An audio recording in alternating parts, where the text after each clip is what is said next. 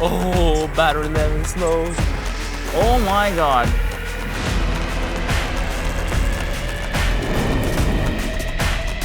Hello and welcome to the stupidest idea that I've ever had on my channel. So you saw the title, we're gonna do it. We're gonna mount this camera under the drone. We're gonna see if the footage from the Sony ZV-1 is way better than this camera from the Mavic Air 2. It's not the safest, it's more expensive if it breaks, but we will get better footage, I think. So let's go. Okay guys, so this is not that secure. I should put on more gaff tape. By the way, thank you to my brother for being behind the camera. Okay, I feel like this is going to not work. So the benefit with doing this instead of just filming with the drone camera is that you actually have zoom on this one, all picture profiles, a 1.8 aperture, and you have a bigger sensor. So this is gonna be a better image than this, but let's try. If this doesn't work, it's a lot of money down the drain. And we're up, we're up.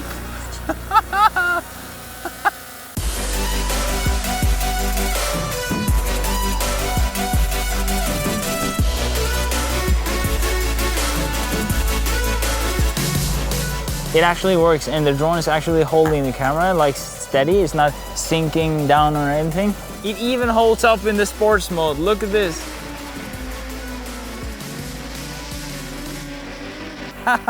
Like obviously the drone has a gimbal, so you're good, but the camera doesn't have a gimbal, so it can't really. Oh, battery level is low.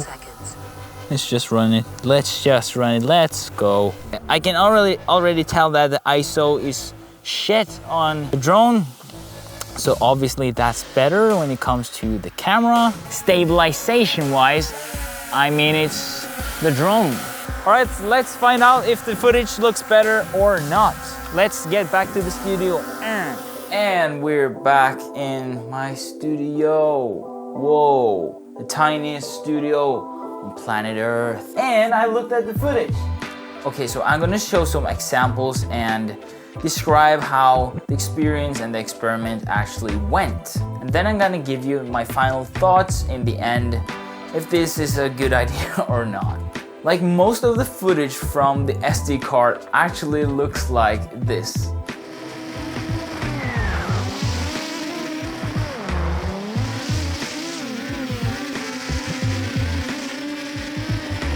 Like it's terrible to watch. The stabilization, like the normal IBIS of the Sony camera, is actually not usable. The active stabilization from the camera on the drone is usable. So for this experiment, the active stabilization was the best to choose. When it comes to noise, the Air 2 was the worst and the Sony was the best at handling noise. This was like at right before the sun went down, and of course the Sony is better at the noise. I mean, this is $1,800 worth of experiment. I would much rather go for the Mavic Pro 2 than the Air 2. I know that the Air 2S or something is out now, but so instead of doing this, handling all this stress of gaff tape and stuff to do this experiment every time and warp stabilize it in post and have to fly slow, you can't really do much. When you fly, you can just fly straight forward. It's better to just get the Pro. All right, that's it. Let me know if this was a cool experiment. Subscribe to my channel, like this video, and I'll see you in the next one. Yeah!